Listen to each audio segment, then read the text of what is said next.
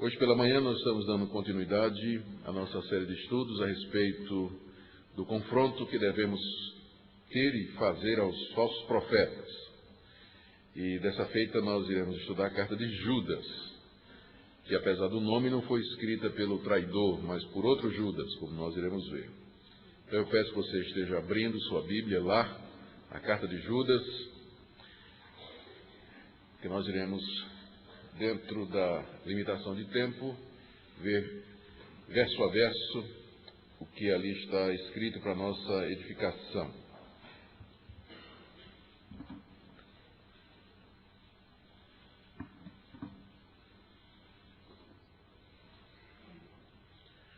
Muito bem.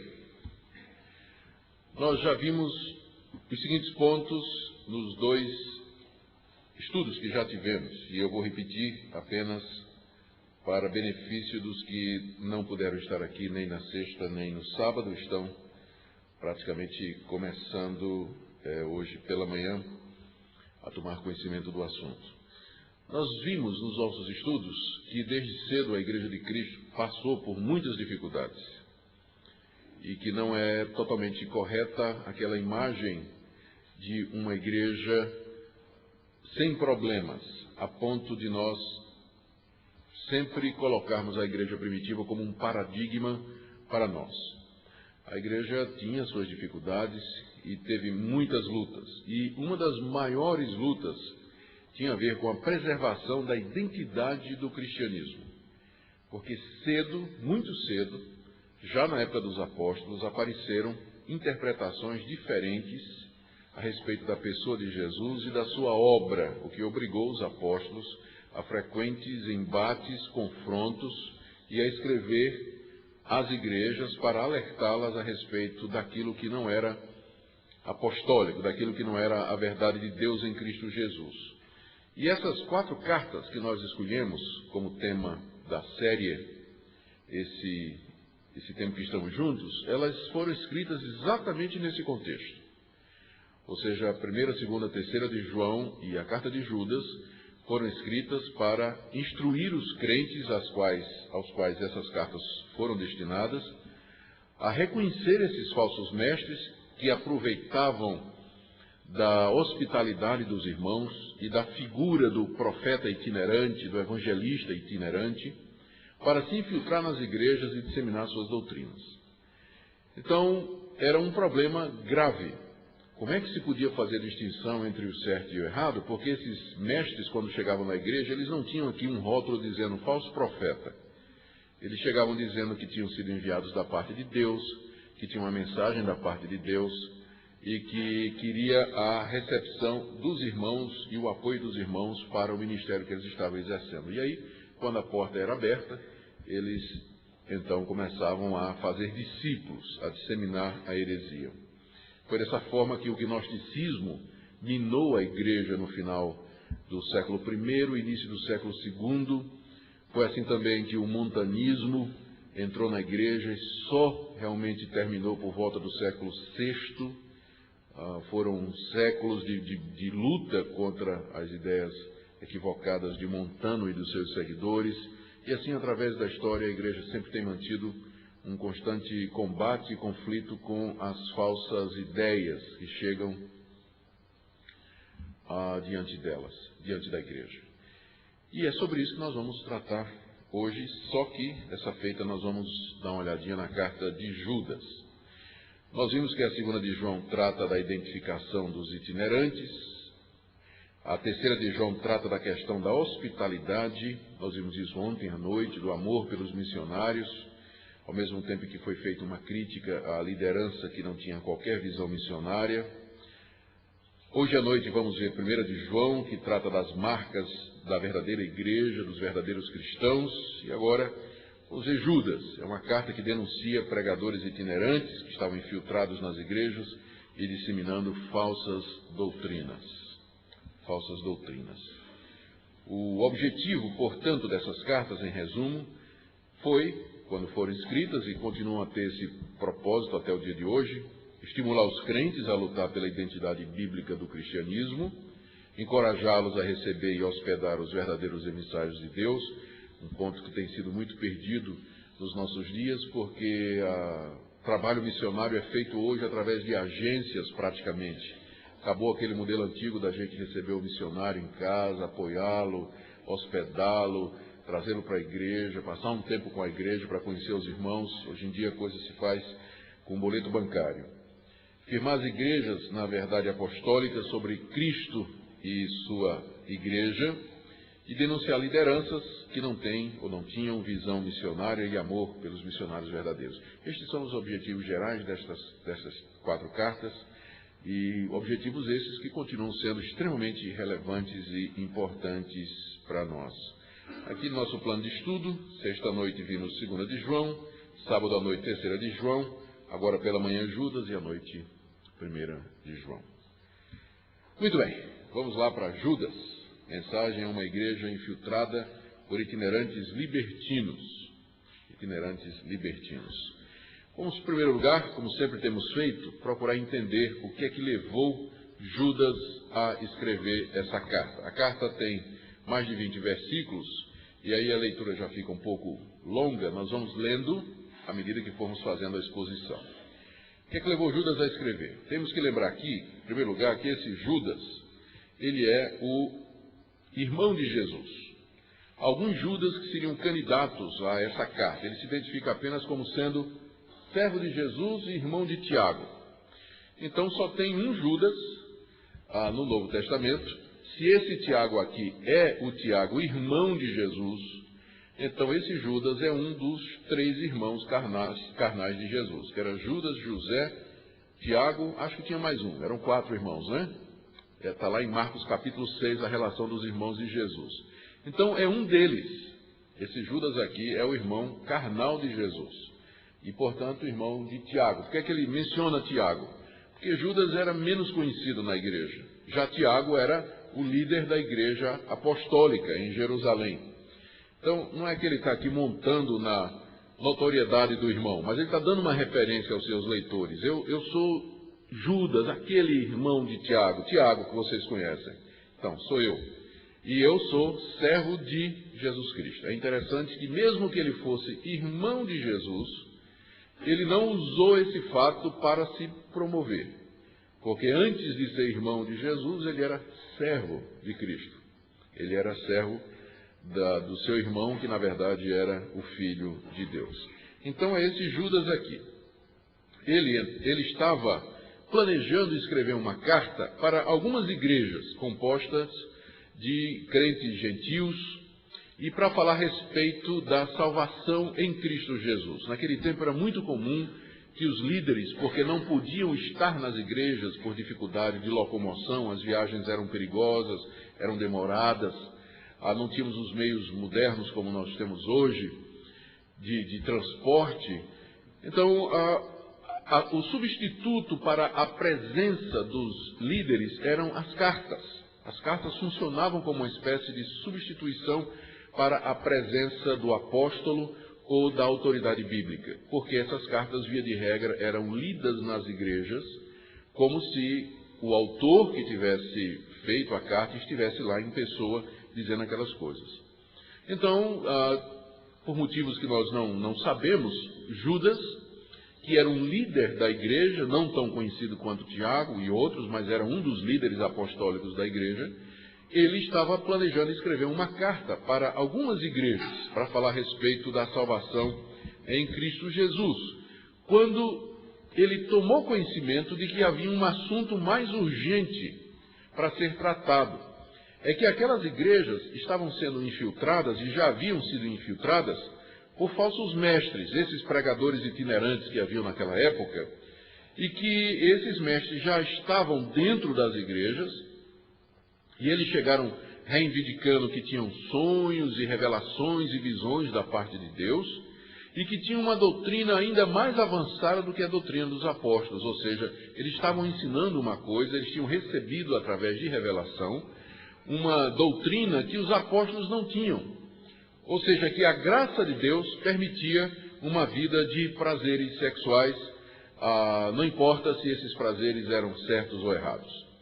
Em outras palavras, a graça de Deus, ela nos isenta de culpa de tal maneira que não importa de que forma você viva aqui nesse mundo, Deus sempre vai lhe aceitar, Deus sempre vai lhe perdoar e Deus vai lhe dar a vida eterna, ainda que você tenha uma vida libertina, uma vida de imoralidade sexual, mas o perdão e a graça de Deus sempre é maior, sempre são maiores. Era essa a mensagem desses falsos mestres.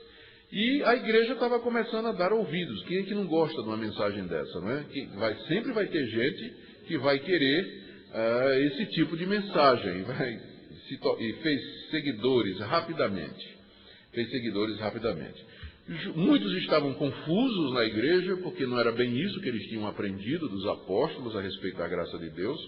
Outros estavam influenciados e outros já estavam dando abrigo e apoio a esses mestres, esses itinerantes. E de repente eles estavam a ponto de tomar conta da igreja. Então Judas muda o assunto da carta e ele passa a escrever sobre a necessidade de se batalhar pela doutrina evangélica, a necessidade de resistir a esse tipo de ensino, a necessidade de ficar firme na doutrina e no ensinamento dos apóstolos e a rejeitar essa perversão da graça e da verdade de Deus. Então, esse é o pano de fundo por detrás dessa carta. Muito bem. A carta pode ser dividida da seguinte maneira. Na primeira parte, Judas fala a respeito dos falsos profetas. Ele diz nos versos de 3 a 4 que eles requerem confronto, eles precisam ser confrontados. Nos versos de 5 a 7, Judas diz que eles serão condenados, como Deus sempre condenou os libertinos. Depois, nos versos de 8 a 13, Judas diz que o caráter deles é um caráter reprovado pelas suas más ações. E, por fim, de 14 a 19, Judas diz que eles são conhecidos. Não é nenhuma novidade que esse tipo de gente apareça na igreja. Depois, na segunda parte da carta, ele se volta para os crentes e diz que a igreja deve cuidar-se para não seguir esses falsos mestres, versos de 20 a 21. Por outro lado, a igreja tem que compadecer-se daqueles que já estão confusos e influenciados.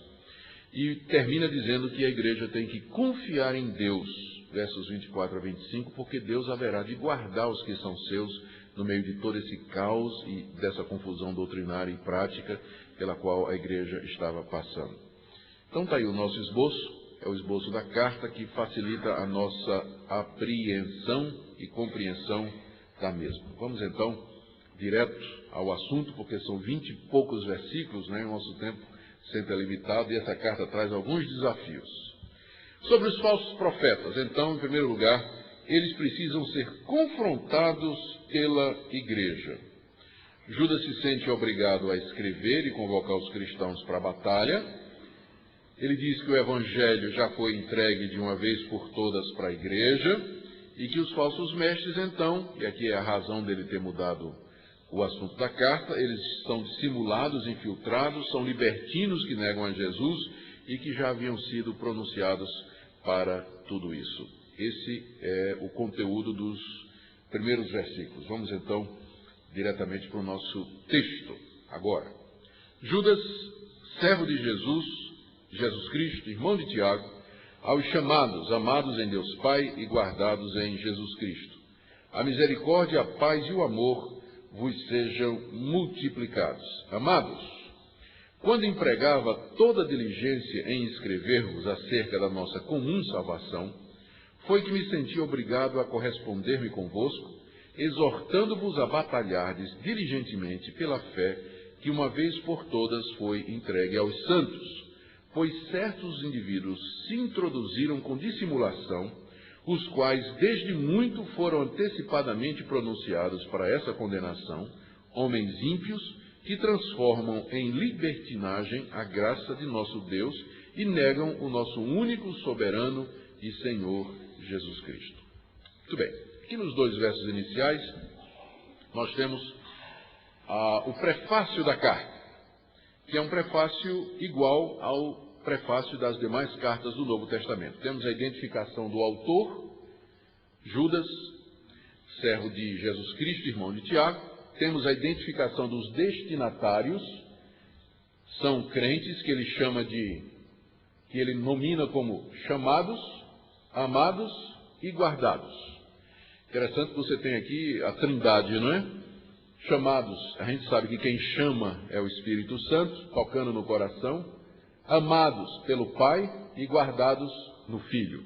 Então, muito embora a Bíblia não ensine a doutrina da Trindade, dizendo, a palavra Trindade não apareça na Bíblia, e muito embora em nenhum lugar diga assim que Deus é triuno, nós não vamos encontrar isso na Bíblia. Contudo, a doutrina de que existe um só Deus, que subsiste em 3 pessoas, ela é ensinada amplamente na Escritura. Está implícita ali. É apenas uma questão de nós pegarmos esses textos e organizá-los. Porque a doutrina está em botão, está em semente ali. E foi o que a igreja fez no século II e III. Ela já havia elaborado, já havia percebido que com a vinda de Jesus Cristo, a verdadeira natureza de Deus veio a lume, ou seja, que o Deus do Antigo Testamento, na verdade, era Pai, Filho e o Espírito Santo. Então, aqui é um dos exemplos de versos e textos da Bíblia, onde a Trindade fica implícita. É interessante notar que, quando Judas identifica os crentes a quem ele escreve, ele já fala deles de uma maneira que tem como objetivo assegurá-los de que eles são de Deus, e de que no meio de toda essa confusão doutrinária, Deus haverá de guardá-los, porque eles foram chamados, os falsos profetas não foram, eles são amados por Deus, os falsos profetas não são, e eles são guardados, esse é o ponto, guardados por Deus em Jesus Cristo. Então, essa saudação inicial já tem como objetivo assegurar os cristãos de que Deus haverá de levá-los a bom termo. E que mesmo que nós tenhamos muita confusão, muita luta e conflito aqui no nosso caminho, mas Deus nos prometeu uma chegada segura. Ele nunca prometeu uma viagem tranquila, mas prometeu uma chegada segura. Nós vamos chegar lá, certo? É o que esses pontos aqui inicialmente nos dizem. Em seguida, continuando o prefácio, você tem o autor, os destinatários e o chamado voto. O voto é uma saudação ou um desejo que geralmente se fazia naquela época. Os judeus, em geral, gostavam do termo shalom, paz. E os judeus, desculpem, eu misturei. Quem gostava de paz era os gregos. Eles gostavam muito da palavra paz. A misericórdia era muito próprio dos judeus, quando falavam da misericórdia de Deus. E os cristãos juntaram tudo e colocaram ainda o amor de Deus. Então essa aqui é uma saudação típica dos cristãos, não é? A misericórdia, a paz, o amor sejam multiplicados. Quer dizer, que essas 3 coisas estejam abundantemente na vida de vocês. São 3 coisas importantes e que, se nós as tivermos em abundância, seremos extremamente felizes. Ou seja, a misericórdia de Deus sobre nós, porque nós somos pecadores e precisamos diariamente dessa misericórdia. A paz de Deus sobre nós, porque somos atribulados por muitos problemas e conflitos e vivemos quase que num estado constante de angústia, precisando de paz diária. E o amor de Deus, que nos dá segurança de que, apesar de sermos pequenos num mundo tão grande e hostil, ainda assim o Senhor do Universo nos ama, nos distingue e cuida de nós. Se nós tivermos essas 3 coisas multiplicadas em abundância na nossa vida, nós seremos extremamente felizes aqui nesse mundo e no vindouro também. Bom, aqui está a saudação, que já abençoa bastante, e aí nos 2 versos seguintes nós notamos aquilo que dissemos no esboço. Judas se sente agora obrigado a convocar os cristãos para a batalha por causa dos falsos mestres que haviam se dissimulado na igreja. Muito bem, amados, ele volta a empregar o termo. Quando eu empregava toda a diligência em escrever-vos acerca da nossa salvação comum, foi que me senti obrigado a corresponder-me convosco, exortando-vos a batalhardes diligentemente pela fé que uma vez por todas foi entregue aos santos. Aqui nesse verso, Judas declara o motivo pelo qual ele está escrevendo. Como nós já vimos, ele estava escrevendo acerca da salvação comum. Ele estava começando a fazer isso. Ele ia escrever, inclusive, com toda a diligência, com todo o cuidado.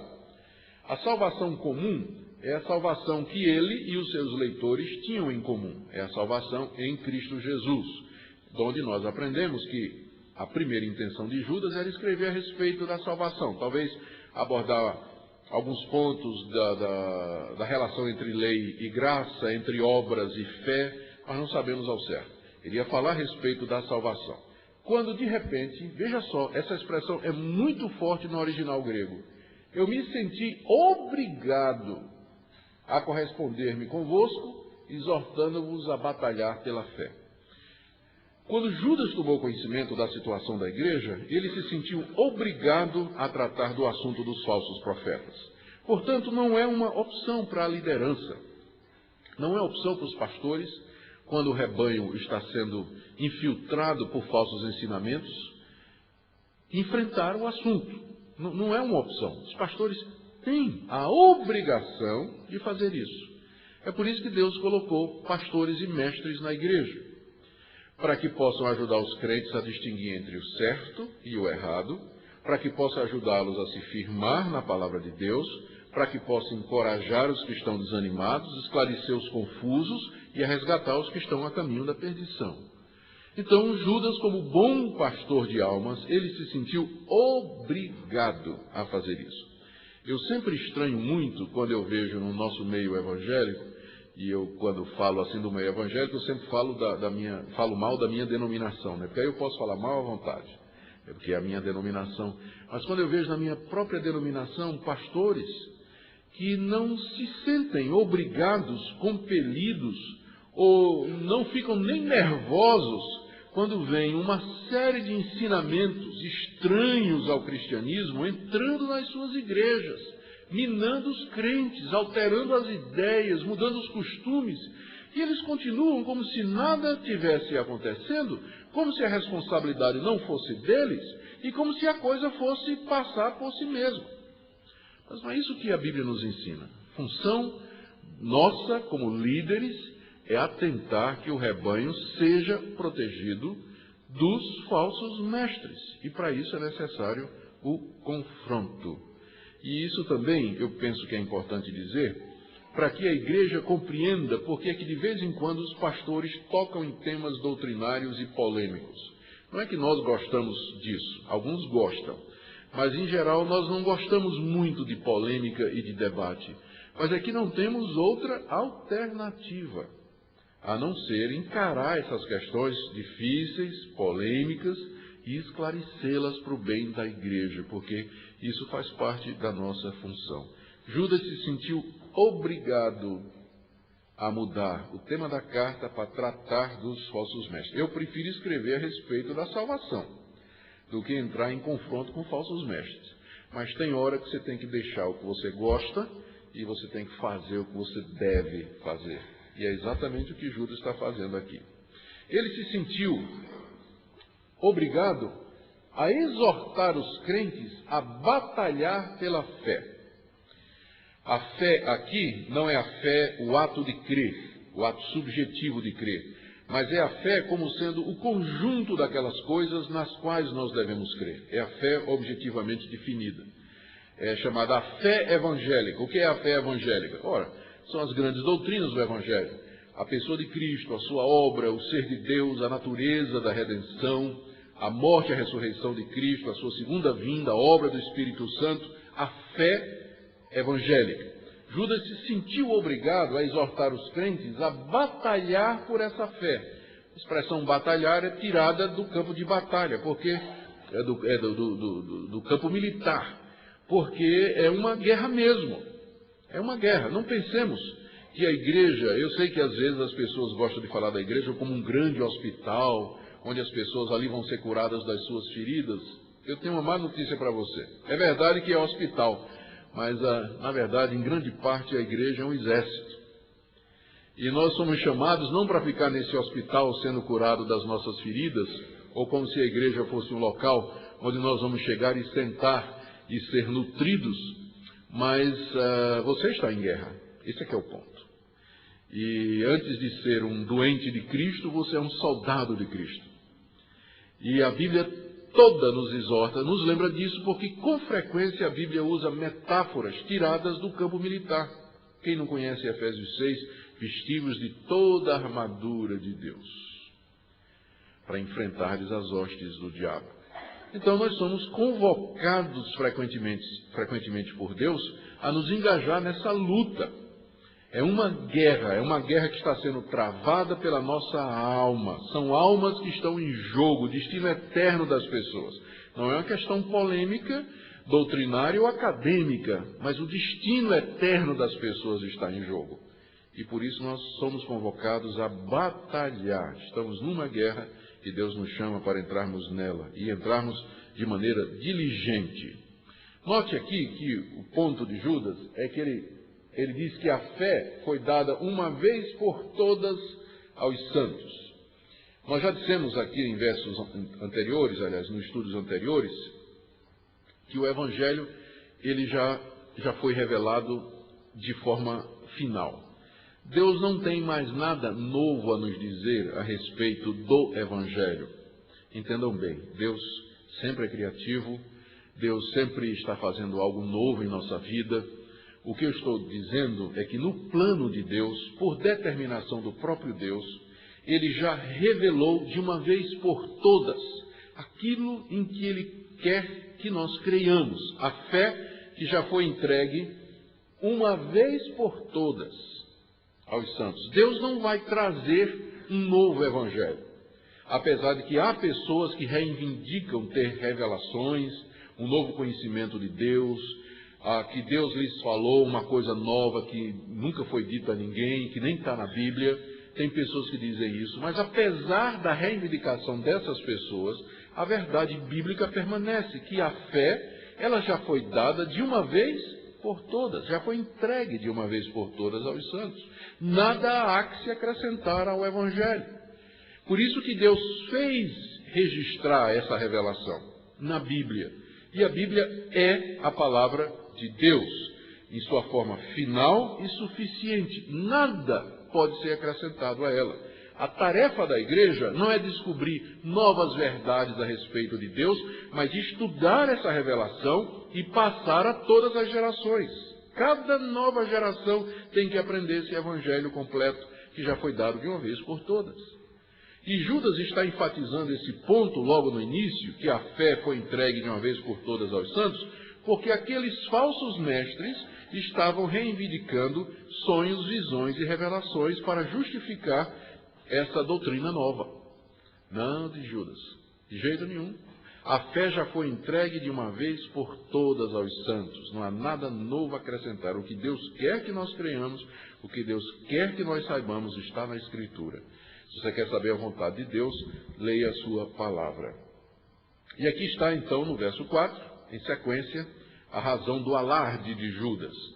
Ele diz que certos indivíduos se introduziram na igreja, com dissimulação. Aqui nós aprendemos alguma coisa a respeito desses que são o objeto da reação de Judas. Primeiro que eles fizeram o que eles estavam fazendo era proposital. Eles eram pessoas dissimuladas, eles se disfarçavam. Eles não chegavam dizendo em que é que eles criam de verdade. Eles chegavam com a capa de crente em primeiro lugar. Conheciam a linguagem dos crentes, sabiam como é que os crentes pensavam, sabiam os cacuetes dos crentes, que a Bíblia tem que ficar aqui embaixo do sovaco, sabia direitinho como é que o crente funciona. E eles, então, dessa maneira, dissimuladamente, eles se introduziram nas comunidades, não é? Eles penetraram nas comunidades. Nós também aprendemos aqui que Judas os chama de homens ímpios. Ímpio significa literalmente alguém que não tem piedade. E piedade aqui não é compaixão, mas é religião. É alguém que, na essência, é um não religioso. Ele não é piedoso. Ele não tem essa comunhão com Deus, não conhece a Deus de verdade. Ele é um ímpio. E, portanto, ele está disposto a praticar toda sorte de males. É interessante que Judas se refere a esses mestres dessa forma, porque não era assim que esses mestres se apresentavam. Eles se apresentavam com cara de piedade, pessoas que eram homens de oração, de uma alta espiritualidade, mas na verdade eles eram ímpios. ímpios, eles não eram piedosos de maneira nenhuma. Nós aprendemos também aqui que o erro deles era transformar em libertinagem a graça de Deus. Como é que alguém transforma em libertinagem a graça de Deus? Não vamos confundir libertinagem com liberdade. A graça de Deus nos trouxe liberdade, liberdade da culpa do pecado, da escravidão de Satanás, dos poderes desse mundo. Nós somos livres para servir a Deus. Então existe uma liberdade cristã, mas não é isso que esses homens estavam ensinando.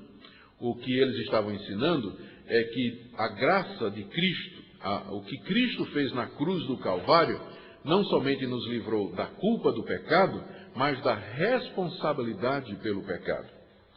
Ou seja, que nós podemos aqui nesse mundo viver livremente como nós queremos, especialmente na área dos prazeres sexuais, porque Deus não nos responsabilizará pela conduta que tivermos.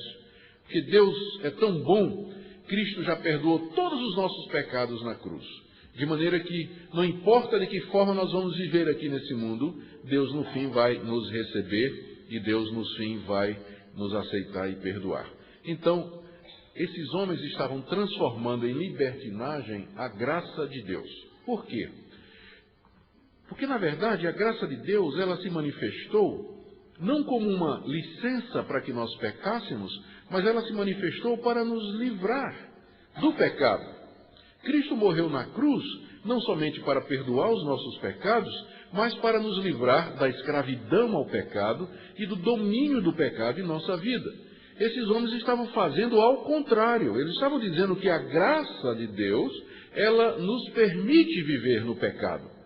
E é por isso que Judas acrescenta que eles negam. Por isso que eles negam o único soberano e Senhor Jesus Cristo. Por que eles negam Jesus Cristo? Porque na hora que você diz que aquilo que Cristo fez na cruz do Calvário serve como desculpa para o seu pecado, você está negando não só a obra de Cristo, mas o próprio Cristo. Porque ele veio fazer exatamente o contrário. Ele morreu na cruz para nos livrar da culpa, do poder e do domínio do pecado e finalmente da presença do pecado na ressurreição. Na hora que você nega isso, na hora que você inverte isso e usa a morte de Cristo como uma desculpa para você viver pecando, então você é um libertino. Você é um libertino. É isso que os libertinos são. Os libertinos estão próximos de nós. Tem muitos libertinos modernos. Eu conheci um grupo de libertinos há alguns anos no Orkut. E, por curiosidade, é na comunidade da Igreja Presbiteriana do Brasil.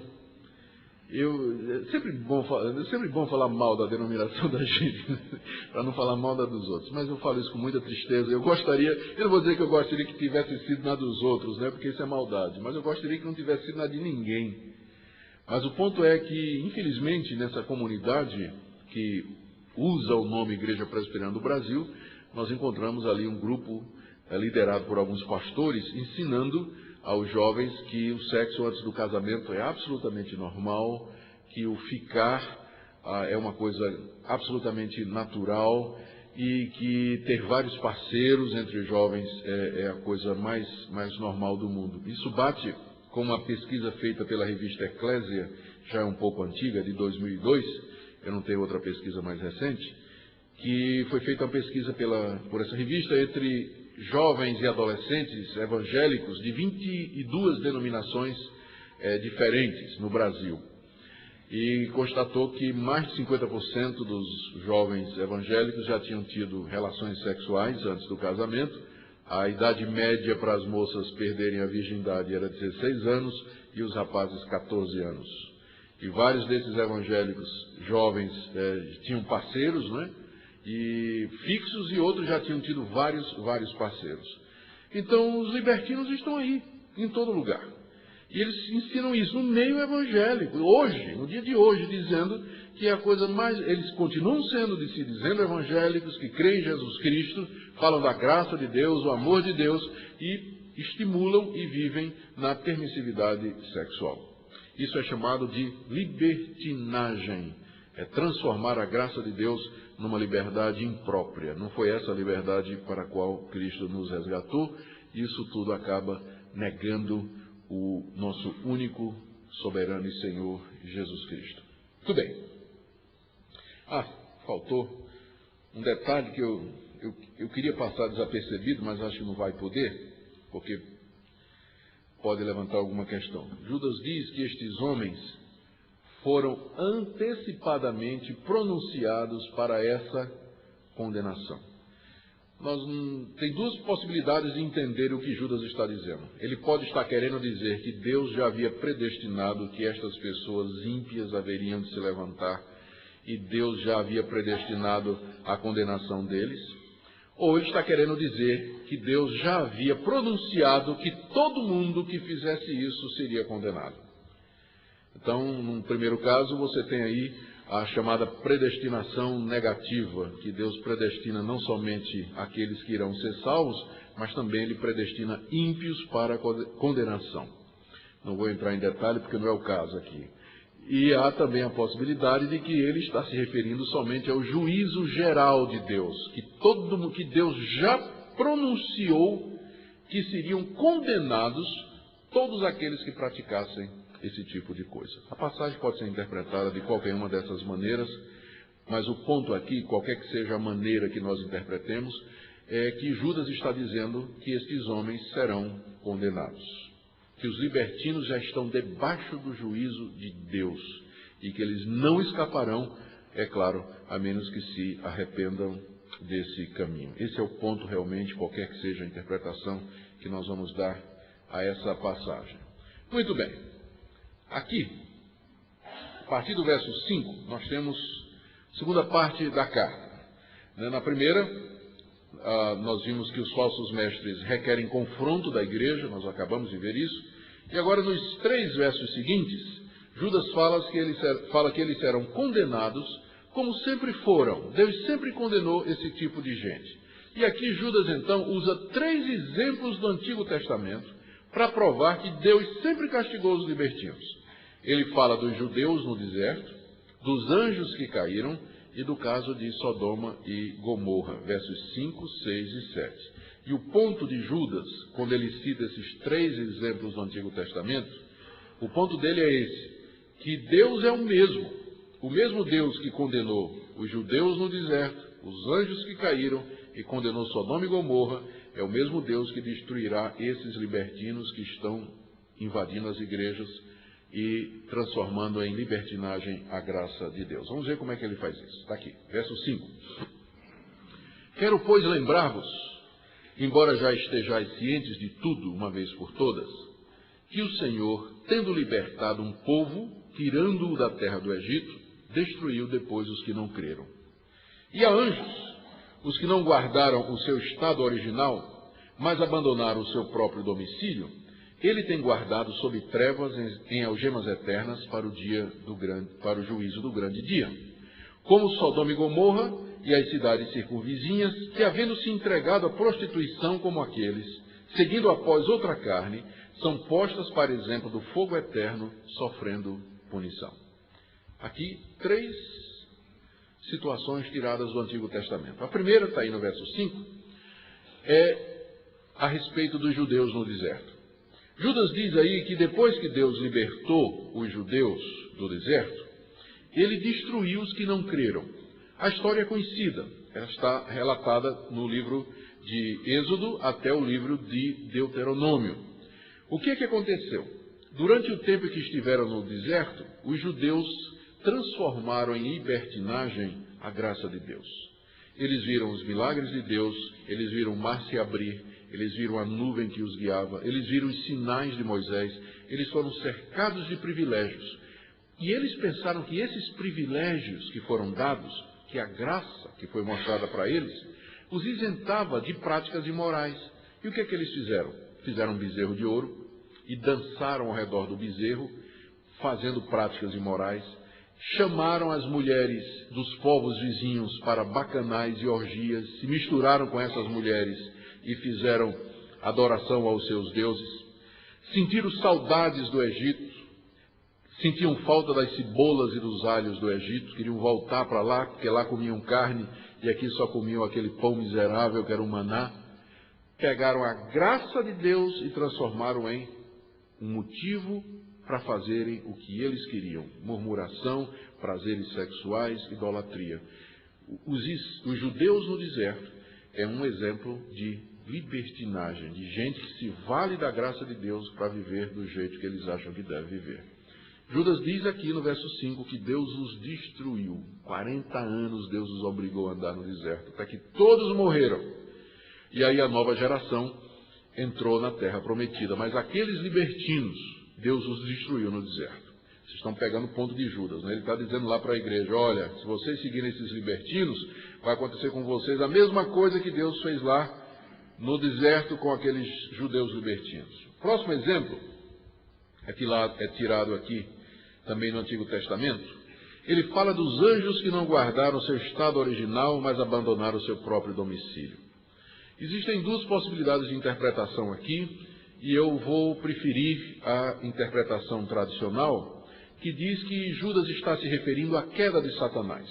A outra interpretação é a interpretação que fala que os anjos que não guardaram o estado original e abandonaram o seu próprio domicílio são os anjos que se casaram com mulheres e tiveram filhos, que eram gigantes da antiguidade.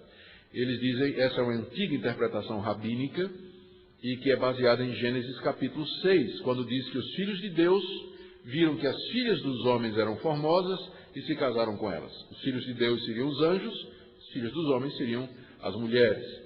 E aí, essa interpretação de que os anjos casaram com as mulheres é uma interpretação antiga, tem servido inclusive de base para publicações evangélicas do tipo novelescas, né?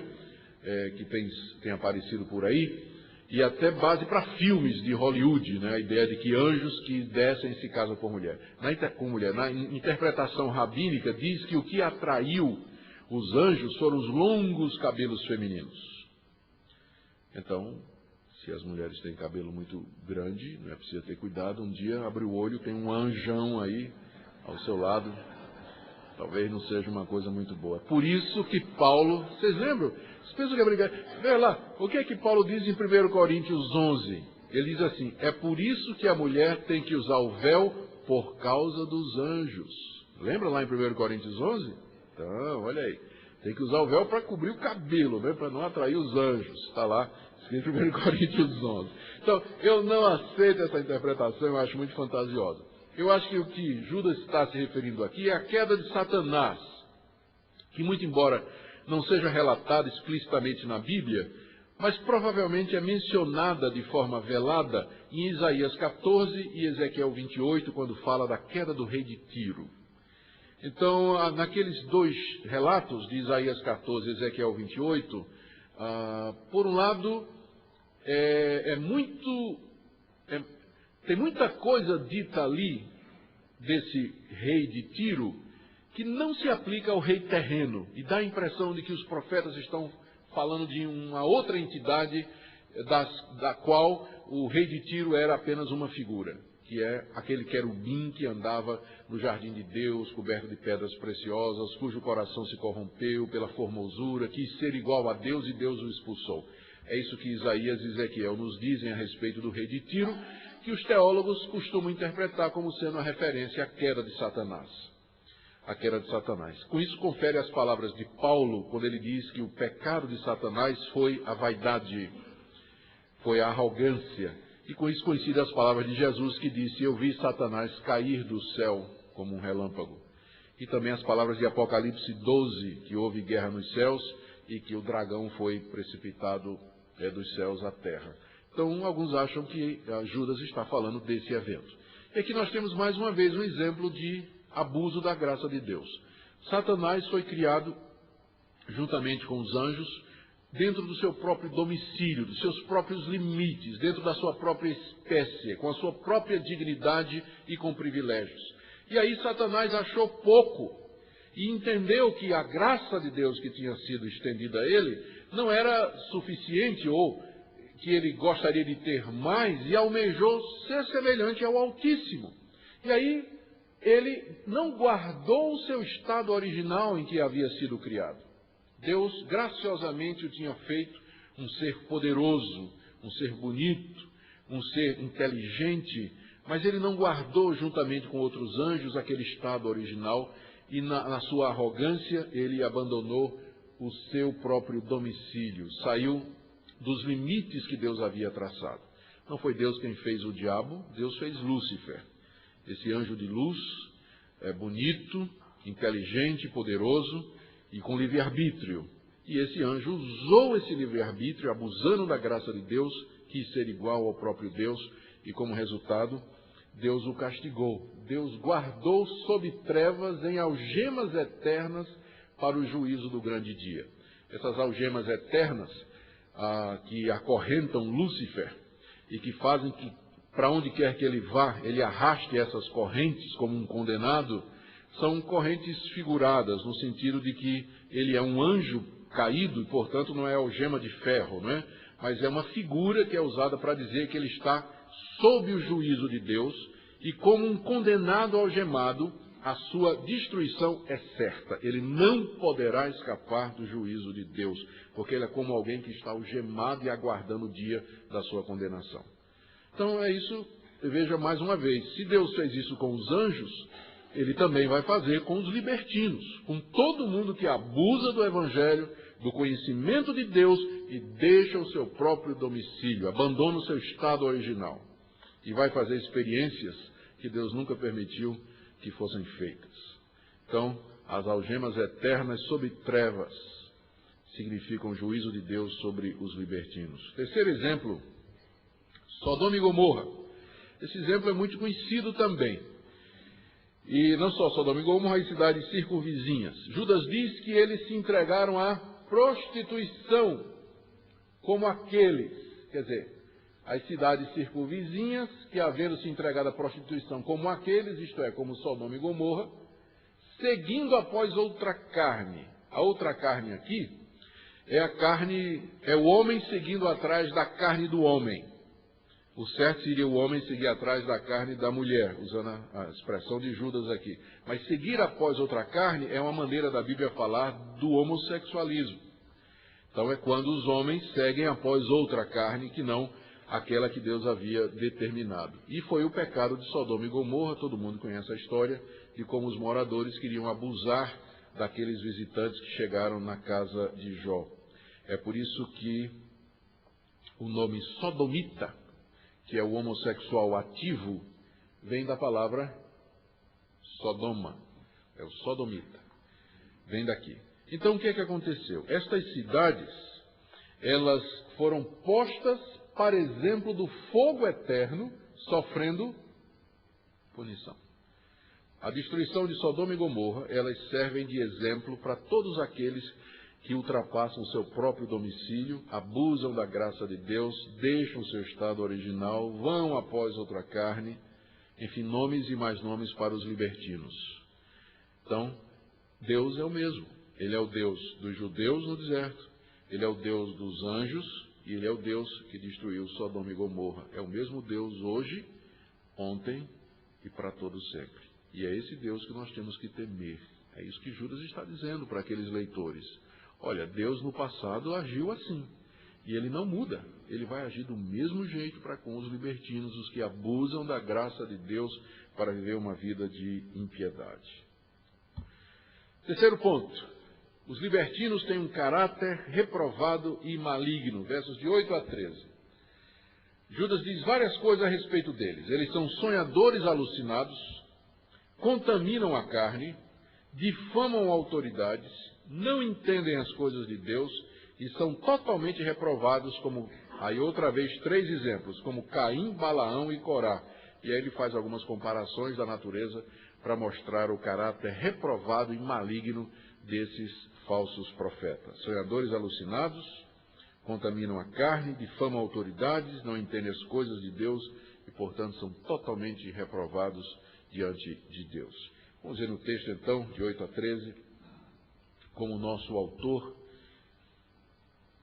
desenvolve isso aí. Primeiro, verso 8, ora, da mesma sorte, quais sonhadores alucinados, Não só contaminam a carne, como também rejeitam o governo e difamam autoridades superiores.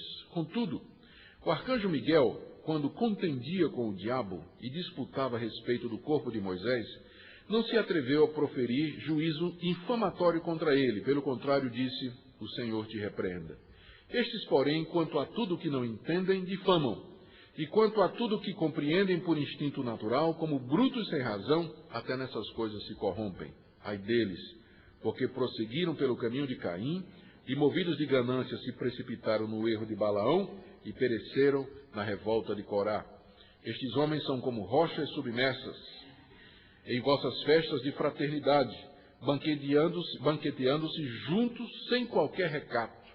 Nuvens, pastores que a si mesmos se apacentam, nuvens sem água, impelidas pelos ventos, árvores em plena estação dos frutos, destes desprovidas, duplamente mortas, desarraigadas, ondas bravias do mar, que espumam suas próprias sujidades, estrelas errantes, para as quais tem sido guardada a negridão das trevas para sempre. Passagem muito gráfica e poderosa. Vamos ver aqui então cada um desses pontos. Primeiro, sonhadores alucinados. É assim que Judas os chama. Por que Judas os chama de sonhadores alucinados, a não ser esse motivo, de que eles se apresentavam contando os seus sonhos? E diziam: olha, eu sonhei, e em sonho, e em visão de noite, Deus me deu uma revelação. Ele me revelou que nós podemos viver de qualquer maneira, que a graça de Deus é tão grande, que o amor dele é tão grande, que nós podemos andar, viver junto uns com os outros, sexualmente, sem problema nenhum. Judas os chama de sonhadores alucinados. Por que é que Deus diria em sonhos a alguém alguma coisa que na sua palavra ele já havia se pronunciado de maneira contrária?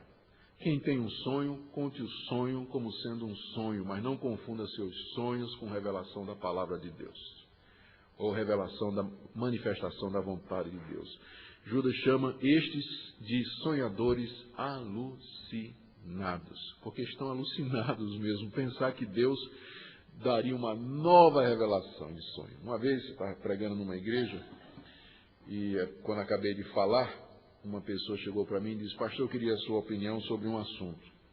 Eu sou casado com uma mulher que não é crente, e vivo relativamente bem com ela. Não é satisfatório, porque ela não vem para a igreja, é difícil criar os meus filhos.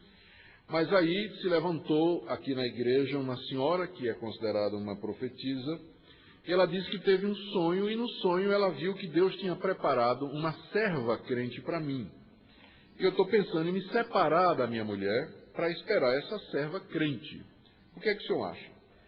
Eu disse: eu acho que isso aí não vem de Deus não, porque Deus diz lá em 1 Coríntios 7 que se algum crente tem mulher descrente e ela consente em morar com ele, não a deixe. Então a palavra de Deus diz que se você é casado com uma pessoa que não é crente, e essa pessoa descrente não vai deixá-lo, não quer deixá-lo, você não deve terminar o casamento por conta disso. Então eu acho muito difícil que Deus tenha dito uma coisa diferente através de sonho. Isso aí não é verdade. E é claro, eu disse para ele: eu não estou dizendo que o casamento com descrente é uma coisa que a Bíblia aprova, mas eu estou dizendo que a palavra de Deus não se contradiz, e que esse sonho aí foi dado por algum espírito, mas não pelo santo, porque o santo não contradiz a palavra de Deus. Então você encontra com frequência no meio evangélico pessoas que confundem os seus sonhos com a palavra de Deus ou com a vontade de Deus. E o pior é quando as pessoas usam estes sonhos e estas visões e revelações como base para a sua autoridade. Vá questionar uma pessoa dessa, a resposta já vem assim: ó servo infiel, por que duvidastes? Né? Já vem assim a resposta, né? Não dá nem chance para a gente questionar, já vamos sendo chamados de incrédulo e um monte de coisa. Sonhadores alucinados.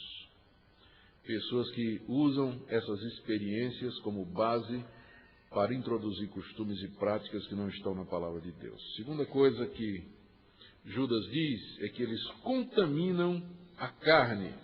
Está aí, não precisa de muita explicação. A carne aqui é o corpo humano.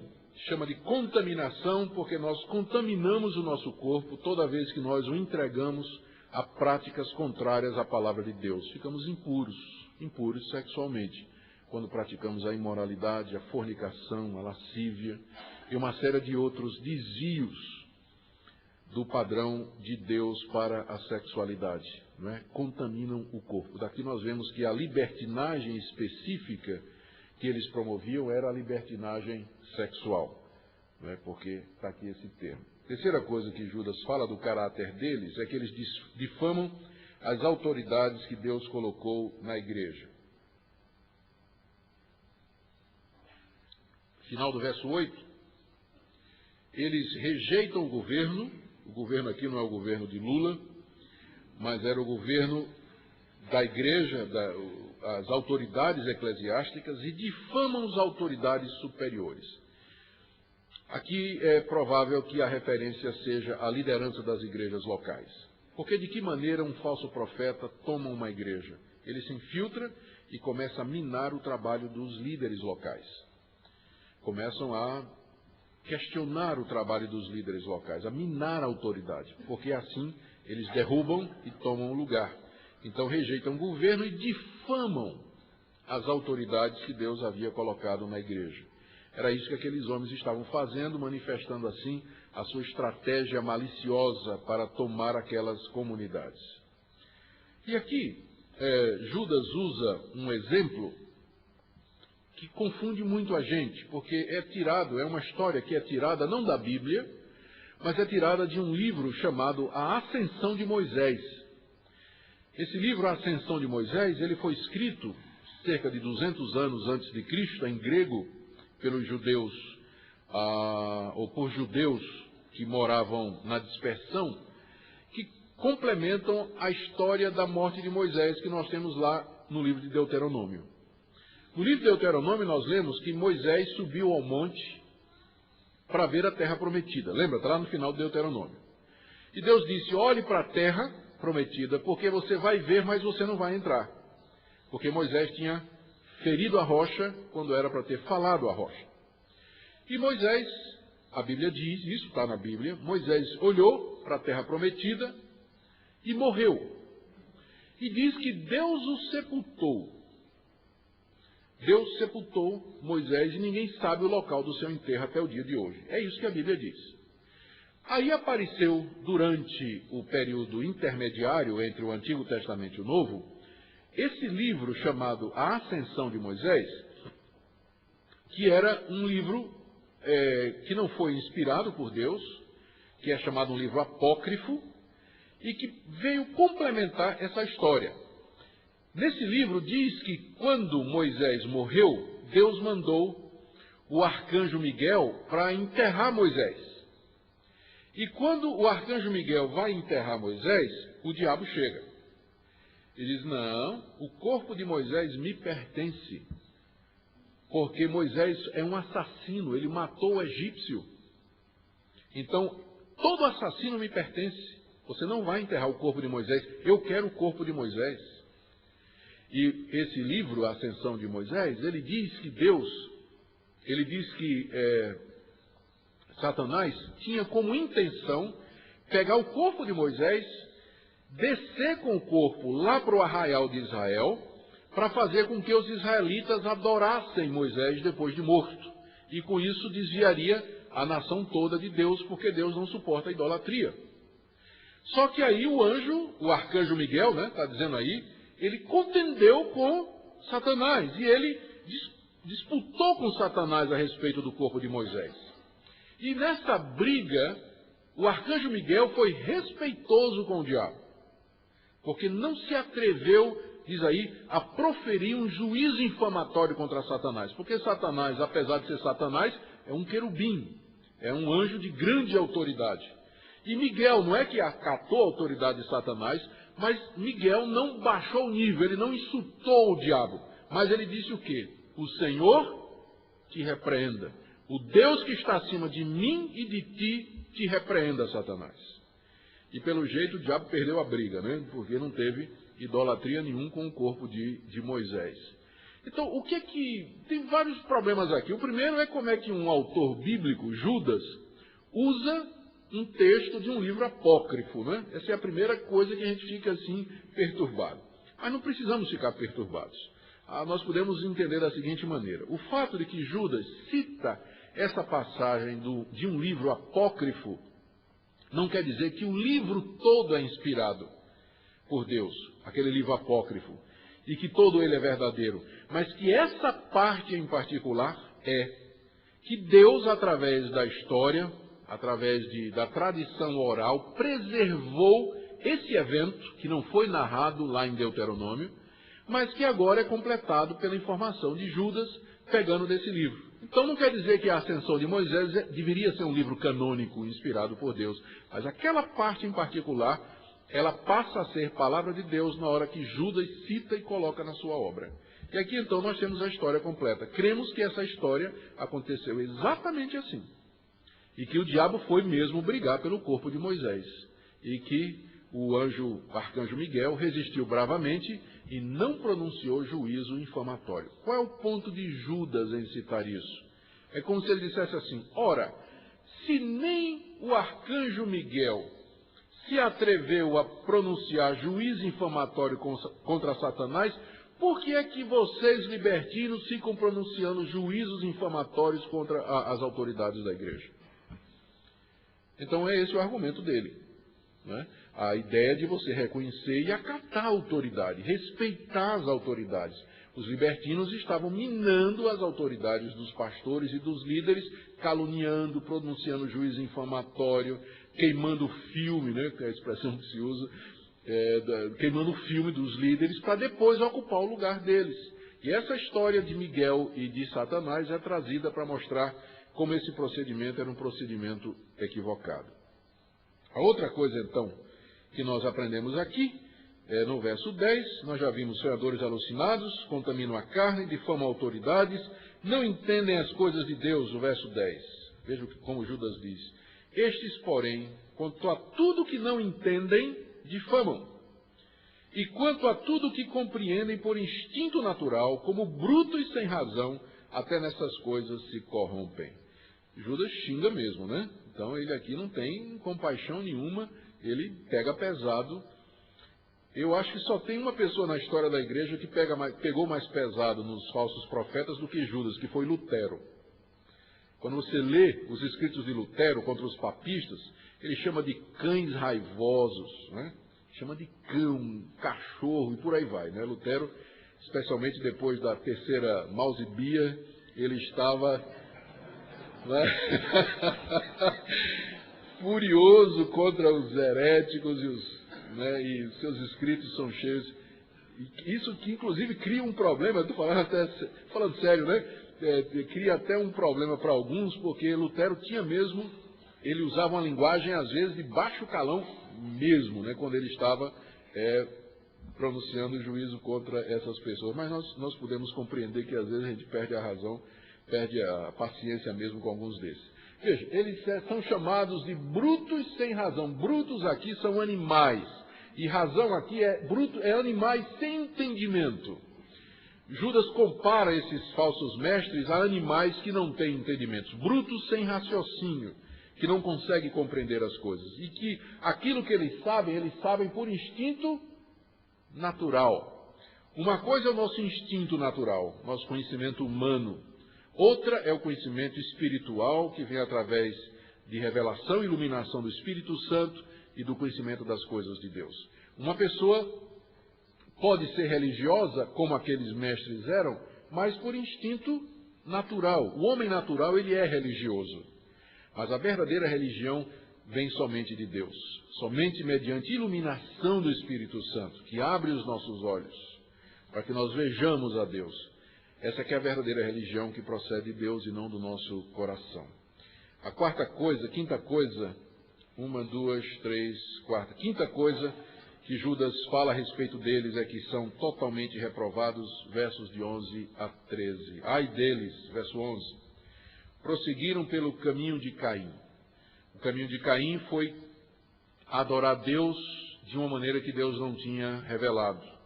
Deus já havia sugerido que deveria ser alcançado através de sacrifícios como Abel fez, mas Caim inventou uma religião. Então, ai dos libertinos, porque seguiram no mesmo caminho de Caim, inventando moda para adorar a Deus, de uma maneira que Deus não permitiu.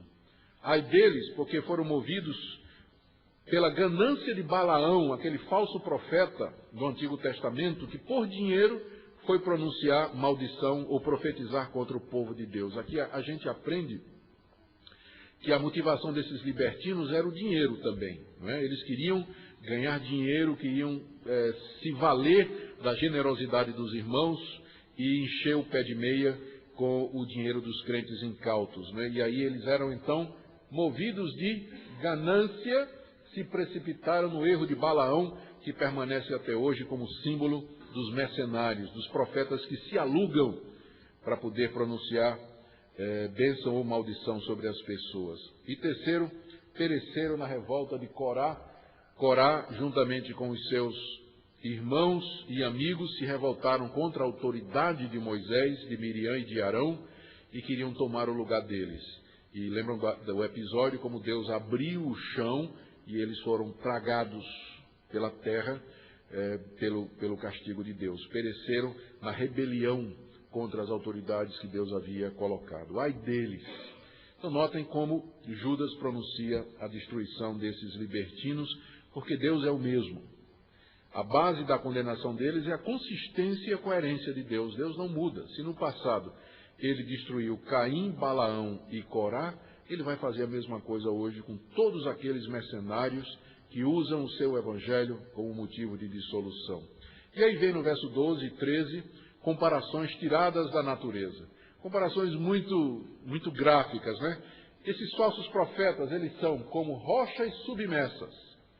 Quem navega pela costa, como eu tive esse privilégio, morei muitos anos em Recife, uma cidade com praias belíssimas, e o nome Recife vem exatamente do fato de que a cidade é cercada por um cinturão de arrecifes, de pedras, que criam piscinas naturais belíssimas, impedem que o mar aberto se quebre na praia, né? O mar se quebra nesses arrecifes e aí faz piscinas naturais belíssimas e gostosas para tomar banho, para nadar, para navegar, é uma beleza. E eu costumava, quando pequeno e como adolescente lá em Recife, sair para pescar nos arrecifes, nas pedras. E a gente precisava ter muito cuidado, porque quando a maré estava alta, essas rochas estavam submersas. E se você não prestasse atenção, você podia passar por cima delas e arrebentava o casco do seu barco ou o seu motor, a sua hélice. Então, o perigo destas rochas, dos arrecifes, é quando eles estão submersos, eles estão invisíveis. E aí vem um incauto e naufraga ali. Esses falsos mestres, eles são como rochas submersas, eles estão ocultos, estão escondidos, e os incautos chegam e naufragam na fé quando batem nessas doutrinas. E o navio deles se arrebenta mesmo. Por isso que eles são comparados a essas rochas submersas. Veja que ele diz aí que eles estão em vossas festas de fraternidade, banqueteando-se juntos sem qualquer recado. As festas de fraternidade eram festas chamadas também de ágapes, ou festas do amor. Eram ocasiões muito especiais na igreja primitiva, apostólica, em que os crentes se reuniam. Dizem que uma vez por semana, pelo menos, os cristãos se reuniam no local e aí se banqueteavam, traziam alimentos, comiam juntos e ali celebravam a ceia do Senhor. Esses homens já haviam se infiltrado nessas festas de fraternidade, estavam se banqueteando junto com os irmãos. Agora note a expressão, sem qualquer vergonha. O que é que isso sugere no contexto? Que nessas festas eles já estavam praticando aquilo que eles estavam ensinando, que era libertinagem sexual. Aquelas festas já estavam virando orgias. Né? Já estavam virando orgias. A coisa estava difícil naquela igreja. Por isso que Judas não podia ficar calado, porque a situação estava ficando cada vez mais grave. Tinha gente confusa, tinha gente envergonhada, tinha gente influenciada, tinha gente achando ótimo e tinha gente que já tinha embarcado nisso aí. Então era uma situação caótica. Judas diz que eles são pastores que a si mesmos se apacentam, nuvens sem água, árvores sem frutos, ondas bravias do mar que espumam as suas próprias sujidades, estrelas errantes, para as quais tem sido guardada a negridão das trevas para sempre. Estrela errante é bonita de ver. Ela risca o céu por alguns segundos e depois se perde nas trevas para todo sempre. Você nunca mais vai vê-la. Então assim seriam estes homens. Eles brilhariam por alguns instantes, mas o que estava reservado para eles era a negridão das trevas para todo sempre. Não só para eles, mas para todos os libertinos. Muito bem. Caráter reprovado. São conhecidos por profecias antigas que foram pronunciadas a respeito deles. Aqui Judas cita a profecia de Enoque. No outro apócrifo, Judas dá dor de cabeça para a gente. Ele cita, não bastasse a ascensão de Moisés, ele cita agora o Apocalipse de Enoque, né? Outro livro apócrifo, que fala quatro vezes dos ímpios, e aí ele cita a profecia dos próprios apóstolos de Jesus, conhecida dos cristãos, que anunciavam a chegada desses ímpios libertinos. O ponto de Judas é que nós não devemos nos assustar com a chegada, com a existência desses mestres, porque não só Enoque, mas os profetas também já anunciaram a chegada destes ímpios na igreja, assim nos preparando de antemão para resisti-los.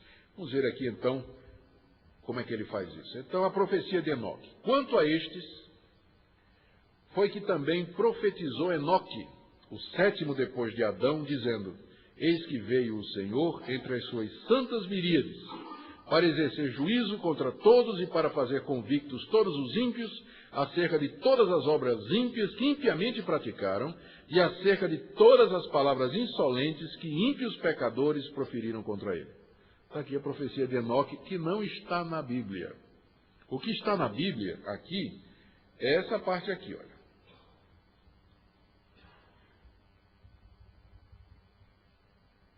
A única coisa que a Bíblia diz é que Enoque era o sétimo depois de Adão. Como é que a gente sabe disso? Se você pegar lá as genealogias de Gênesis e pegar crônicas, você vai ver que Enoque é o sétimo depois de Adão. Você conta Adão, Abel, aliás, Abel não, que ele não entrou na descendência, Sete, Enos, e aí vai. O que aparece em sétimo é Enoque. A Bíblia também diz que Enoque andou com Deus, e que Deus o arrebatou, e que não foi achado porque Deus o havia levado para si, porque ele havia agradado a Deus. É a única coisa que a Bíblia fala de Enoque. E aí, então, nesse período entre o Antigo Testamento e o Novo, apareceram vários livros chamados apócrifos, escritos pelos judeus, e um deles era a respeito de Enoque. Enoque é visto como um profeta. A Bíblia não diz que ele era profeta, mas agora nós sabemos que ele era. E que Enoque havia profetizado muitas coisas, inclusive o fim do mundo. E havia profetizado a vinda de Deus para julgar o mundo. E a profecia que está lá no livro de Enoque é essa daqui, olha. Que Judas usa como sendo uma referência a Cristo. Eis que veio o Senhor entre as suas santas miríades, aqui é a miríades dos anjos, não é? Cercado pelos exércitos celestiais, para exercer juízo contra todos. Isso a Bíblia afirma em todo lugar aqui, do grande dia do juízo, quando Cristo virá com os seus anjos para julgar a humanidade, para exercer juízo contra todos, para convencer os ímpios das suas obras ímpias, que impiamente praticaram, e acerca das palavras insolentes que ímpios pecadores proferiram contra ele. Então, a profecia de Enoque fala da vinda de Cristo em juízo para julgar os ímpios pecadores que proferiram palavras ímpias contra Deus. E Judas está dizendo que Enoque aqui está falando desses libertinos. Porque veja só como é que ele prefacia. Quanto a estes, foi que também profetizou Enoque. Ou seja, a profecia de Enoque, ela já falava desses libertinos. Então não é um motivo de surpresa para nós quando a igreja é minada por falsos profetas, libertinos e ímpios que falam coisas contra Deus. Porque Enoque, o sétimo depois de Adão, já tinha profetizado a respeito disso. Só que ele também profetizou que esses ímpios serão destruídos pelo Senhor, quando vier para julgar o mundo e fazer convictos a todos. Então, mais uma vez, o que eu disse sobre a ascensão de Moisés vale para o Apocalipse de Enoque. O fato de que Judas cita uma parte do livro de Enoque não quer dizer que o livro de Enoque todo seja inspirado por Deus, mas essa parte em particular. E agora nós temos o quadro completo. Além daquilo que nós lemos em Gênesis, nós aprendemos que Enoque também era um profeta e que ele profetizou a respeito da vinda do Senhor e do juízo contra os ímpios e libertinos. A outra profecia é... E aí ele completa, né? Isso aqui é a interpretação de Enoque, que eles são murmuradores, descontentes, andam segundo as suas paixões, a boca vive propalando grandes arrogâncias, são aduladores dos outros por motivos interesseiros, né? Falso profeta é bom, rapaz, em elogiar os outros, né? Para ganhar os outros, né? Ele sabe exatamente onde vai apertar o botão, mas ele tem, na verdade, motivos interesseiros, sabem adular para ganhar os outros. Vós, porém, amados, aqui é outra profecia. Vamos voltar lá ao nosso esboço. Nós vimos agora a profecia de Enoque e agora a profecia dos apóstolos, 17 a 19. Ou seja, que dizem que esses falsos profetas são conhecidos por profecias antigas pronunciadas. A profecia dos apóstolos. Vós, porém, amados, lembrai-vos das palavras anteriormente proferidas pelos apóstolos de nosso Senhor Jesus Cristo, os quais vos diziam, no último tempo haverá escarnecedores andando segundo as suas ímpias paixões. São estes os que promovem divisões sensuais que não têm o Espírito de Deus. Então, em segundo lugar, Enoque cita profecias mais recentes dos apóstolos. Nós não encontramos essas profecias em lugar nenhum.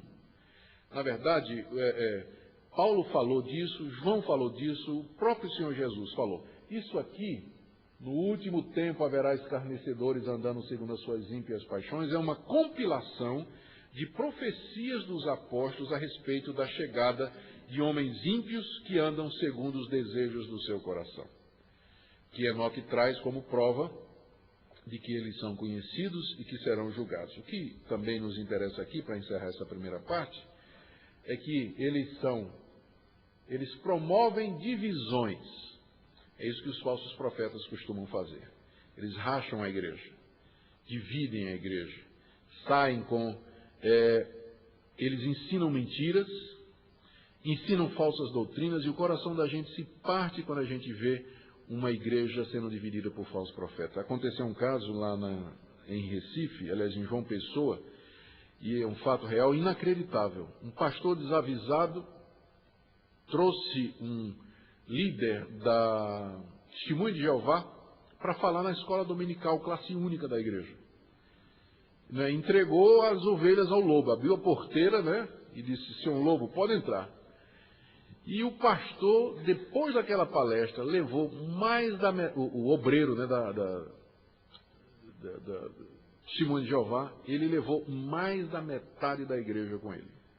Foi uma divisão assim que deixou nós, mais uma vez presbiterianos, né, preocupados. Como é que pode acontecer isso numa igreja com João Pessoa, minha terra natal?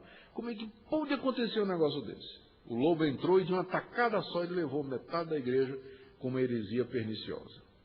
Então isso parte de fato o nosso coração,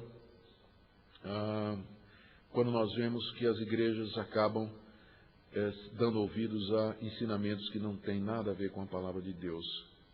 Sensuais, tem a ver com os sentidos, mais uma vez enfatizando o caráter libertino das suas práticas, que não têm o Espírito, apesar de que eles se apresentavam como sendo enviados pelo Espírito de Deus. Aqui está então, irmãos, o quadro desses falsos mestres e da luta a qual nós fomos chamados para desenvolver. Eu queria dar um intervalo de alguns minutos para vocês. Muito bem, meus irmãos.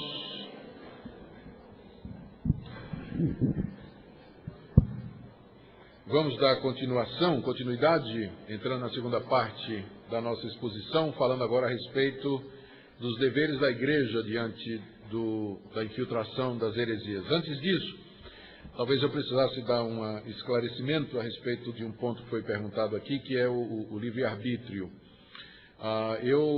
Quando eu digo, na minha compreensão, quando eu digo que o homem, o seu arbítrio foi influenciado pelo mal, eu acredito, como a tradição reformada, que essa influência é de tal maneira que o homem não tem como se livrar da força do pecado e da influência do pecado.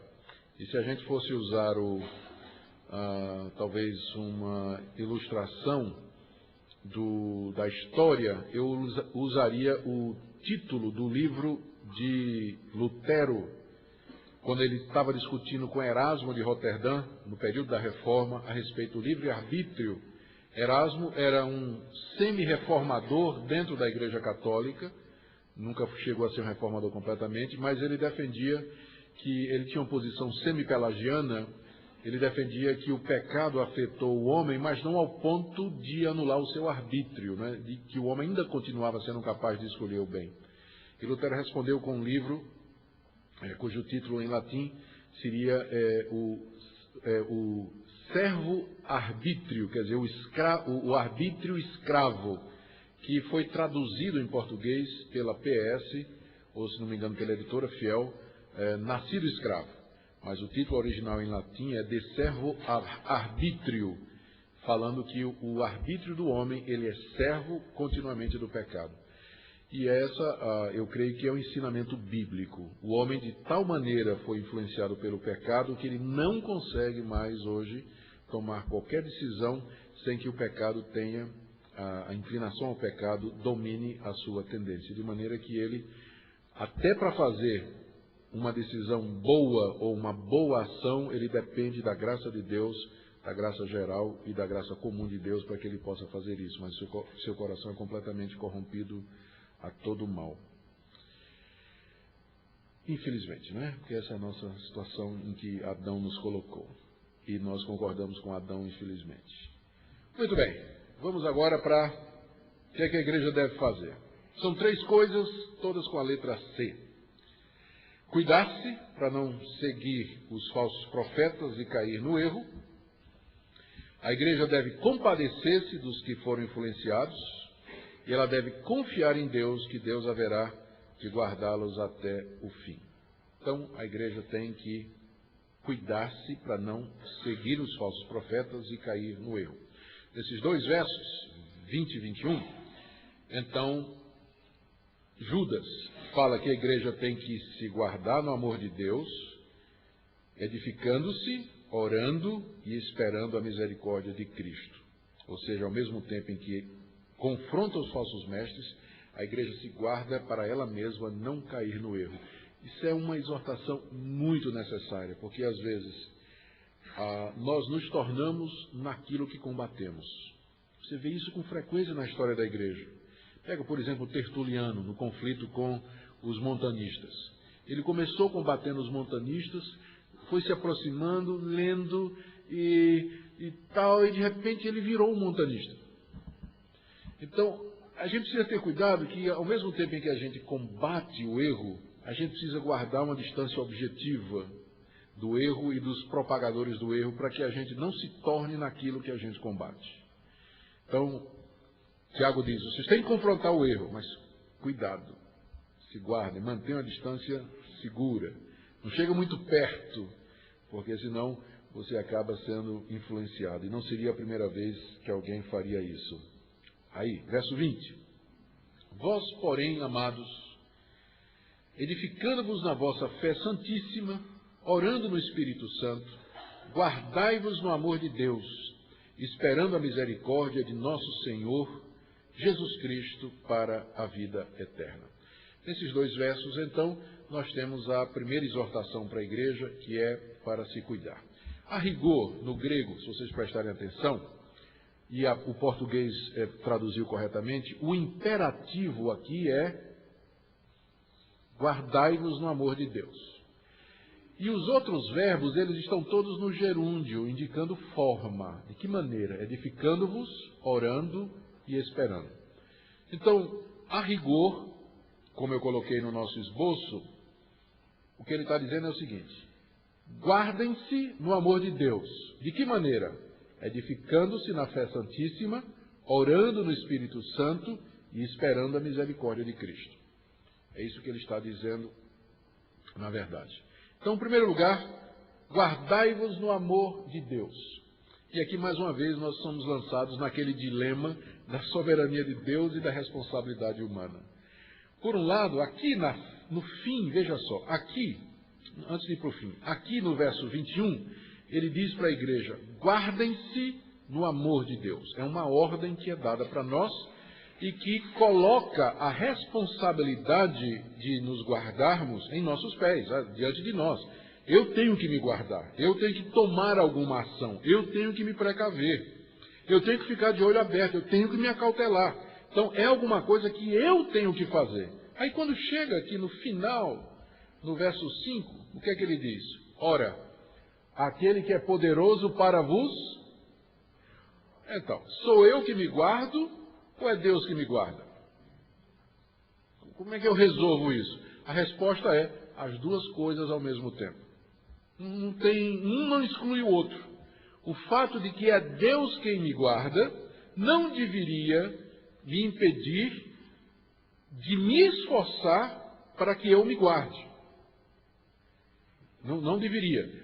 Como eu disse, a Bíblia frequentemente coloca essas duas coisas sem explicar como elas funcionam. Ela, por um lado, diz, guardem-se. E logo 2 versos adiante, ela diz, Deus é quem guarda vocês. Então, como é que isso funciona na prática? Na prática é mais fácil você resolver. Na prática, eu vou fazer tudo o que está ao meu alcance para me guardar dos falsos ensinamentos. Eu vou manter distância, eu vou examinar tudo o que eu ouço, eu vou filtrar aqueles programas de televisão, eu vou escolher com critério as reuniões onde eu vou ter cuidado nas companhias e nas conversas teológicas que eu tenho, eu vou me guardar e, por outro lado, eu vou orar como se tudo dependesse de Deus, dizendo, Deus me guarde, Deus me livre do mal, não permita que o meu coração se incline por erro, não permita que a minha mente seja corrompida, que os meus olhos sejam cegados. Essas duas coisas andam juntas. Tá? Quem explicava essa relação da soberania de Deus e da responsabilidade muito bem, responsabilidade humana muito bem, era o meu sogro, o reverendo Francisco Leonardo. Ele gostava de comparar a uma rua onde tinha uma porta bem grande, escrito em cima, vinde a mim todos vós que estáis cansados e oprimidos, eu vos aliviarei. E as pessoas passavam por aquela rua, olhavam para aquele cartaz assim, umas nem prestavam atenção, outras nem viam, outras olhavam, mostravam certo interesse. Aí chegava uma pessoa que olhava, vinde a mim todos vós que estáis cansados e oprimidos. Aí a pessoa disse, sou eu quero, eu vou entrar. E a pessoa entra. Quando ela entra, ela olha para a porta, pelo lado de dentro está escrito, só pode vir a mim aquele que o Pai trouxer. Não é? Então, ou colocando de outra maneira, todo crente de joelho, ele é calvinista. Né? Ele chega, não é verdade? Ele agradece a Deus, Deus, obrigado que o Senhor me converteu, obrigado que o Senhor me trouxe. E quando ele se levanta, ele vira um metodista, ele vai evangelizar o mundo. Pregar o evangelho a todas as nações, fazer missões, distribuir folheto, pegar as pessoas pelo ombro e dizer, se converta, senão você vai para o inferno. Então nós somos essa aí. Vocês sabiam que o Lloyd Jones era de uma denominação que era calvinista metodista? Era uma denominação do país de Gales, né? Calvinista metodista, porque queria combinar a teologia calvinista, que é a melhor do mundo, e a prática metodista, né? De fazer realmente as coisas acontecerem. Eu acho a combinação maravilhosa. Eu acho que todo crente verdadeiro, ele é calvinista metodista. Ele sabe que tudo vem de Deus, porém, ele sabe que ele tem responsabilidade para fazer tudo aquilo que a Bíblia manda. É o caso aqui, não é? Guardai-vos. Mesmo que seja Deus quem nos guarda. Está aqui. Guardai-vos no amor de Deus. Como é que eu me guardo? Edificando-vos na vossa fé santíssima, juntamente com os irmãos, estudando a nossa fé, crescendo na nossa fé, aprendendo mais sobre ela, me edificando, né? Crescendo sobre o fundamento que essa fé representa. orando no Espírito Santo, pedindo a Deus, pela influência do Espírito, pelo poder do Espírito Santo, para que Ele nos guarde, para que Ele nos livre de todo mal. E esperando a misericórdia de Cristo, esperando que Cristo me socorra, que Ele me livre do mal aqui nesse mundo. E tudo isso para que eu alcance finalmente a vida eterna. Porque é somente se eu for guardado e preservado que eu terei a vida eterna. Aqui nós estamos diante da possibilidade da apostasia, não do crente verdadeiro, porque o verdadeiro, ele é chamado, amado e guardado. Mas muita gente está na igreja e que de fato não pertence a Deus. E às vezes, quando vem um vento de doutrina, derruba quem não é. É por isso que às vezes as heresias, elas até são boas, porque purificam a igreja, né? Tirando aqueles que realmente não são de Cristo, que vão embora seguindo o erro. Mas o verdadeiro haverá de prevalecer para a vida eterna. Bom, além de guardar-se, a igreja tem que compadecer-se dos que foram influenciados. Ela tem que ter compaixão dos duvidosos, salvar os perdidos e ser compassivos com temor, detestando o pecado e tudo o que simboliza o pecado e está associado a ele. É o que ele diz aqui, olha. Compadecei-vos de alguns que estão na dúvida, salvai-os arrebatando-os do fogo. Quanto a outros, sede também compassivos em temor, detestando até a roupa contaminada pela carne. Aqui parece que nós temos 3 categorias de pessoas. A primeira, dos que estão na dúvida. Muita gente fica com dúvida quando surgem esses ensinamentos estranhos. Tem muita gente sincera, porém incerta, não está bem doutrinada, não está bem fundamentada. E quando aparece um ensinamento novo, como aquele dos libertinos, ela fica na dúvida. Será que o que eu aprendi é verdade? Será que essas pessoas estão dizendo é certo? Então tem muitos crentes na dúvida. O fato de que alguém duvida não quer dizer que ele não seja crente. Porque eu já passei por dúvidas. Eu sei que outros homens e mulheres que são crentes também passaram por dúvidas. O problema é você viver eternamente duvidando. Mas um momento de dúvida, um questionamento, isso faz parte da própria vida cristã. E não deveria ser visto como um motivo de condenação. Tanto é que a atitude que Judas recomenda para quem está na dúvida é de compaixão. Compadecei-vos. Então note que para com os falsos profetas, a atitude de Judas é de condenação e até de xingamento quase, não é? Ele rejeita mesmo com toda a veemência da sua alma aqueles homens. Ele os repudia com as veras do coração, com tudo quanto é todas as forças do seu espírito. Ele quer ver aqueles homens longe e debaixo da condenação de Deus. Mas quando ele trata agora das ovelhas, dos membros da igreja, que são os que mais sofrem com isso, a primeira atitude é compaixão.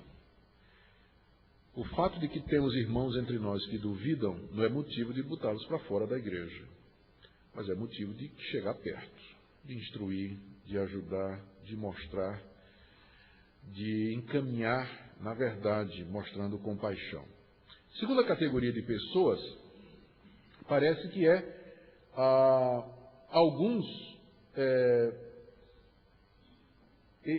que estavam na dúvida, mas já encaminhando para o fogo. O fogo aqui tem 2 interpretações dos estudiosos.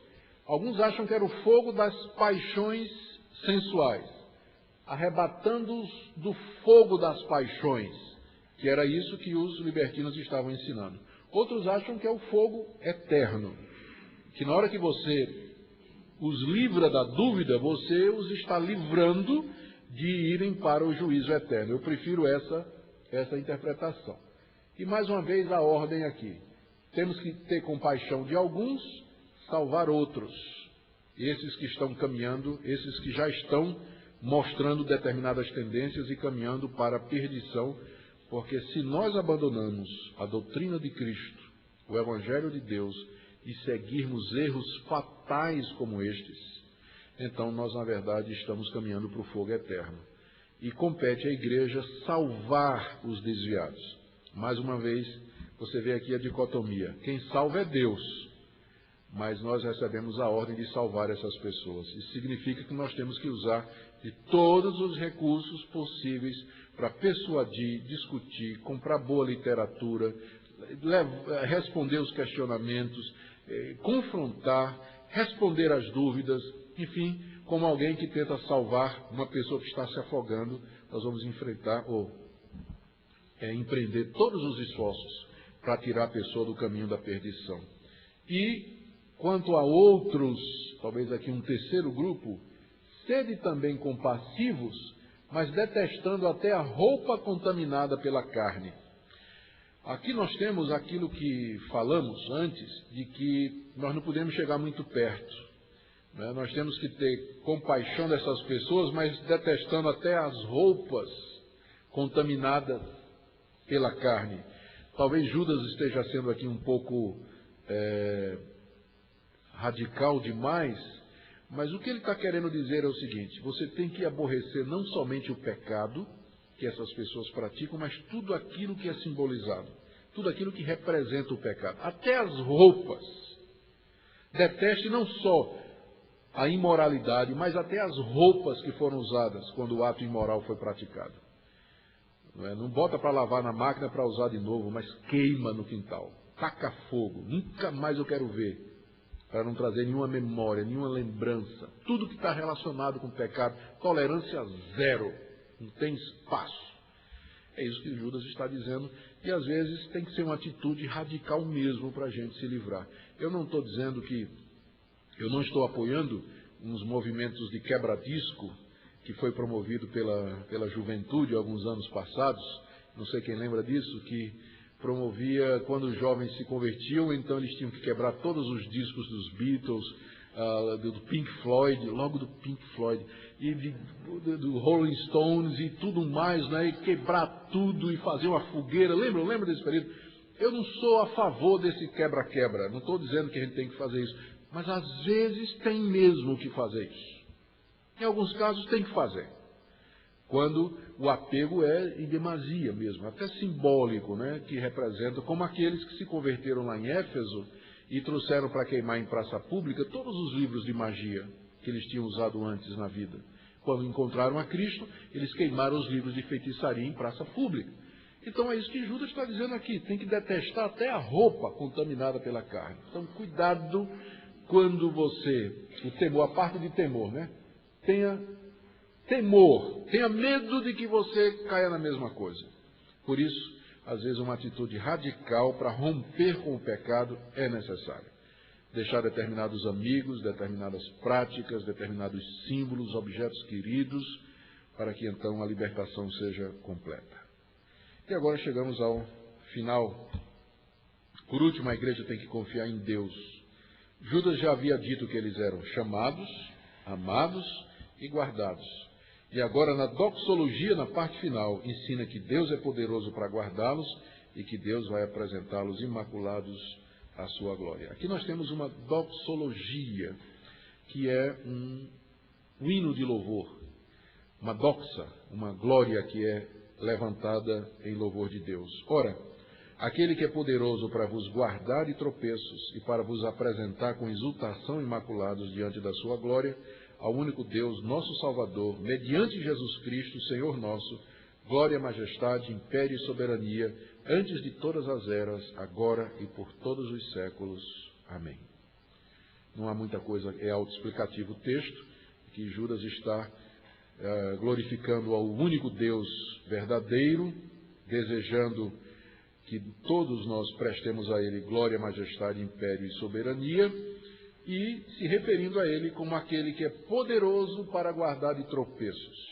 Se por um lado nós temos que nos guardar, lembremos que o nosso Deus, Ele é poderoso para nos guardar de tropeços e para nos apresentar com exultação, imaculados, sem estar manchados por estas heresias, diante da sua glória no grande dia do juízo. Esse é o Deus que nós adoramos. Amém? Conclusão. O que é que nós aprendemos aqui? Aprendemos a respeito da importância de enfrentar e confrontar os falsos mestres e os falsos ensinamentos. Espero que isso tenha ficado bastante claro. Também que falsos mestres são dissimulados, eles vêm em nome de Deus. Esse V aí está errado, não tem esse 2 E aí. É um E só. Em nome de Deus, e se infiltram nas igrejas. Aprendemos que a libertinagem é coisa antiga e no fim é uma negação de Jesus Cristo. Aprendemos que não tem nada novo debaixo do sol, sempre houve e sempre haverá ímpios dentro das igrejas com capa de crente. Aprendemos que é preciso amor e compaixão com os que foram influenciados e estão na dúvida, e que Deus haverá de guardar os seus e protegê-los até o fim. É isso que nos dá segurança. Amém? Vamos orar.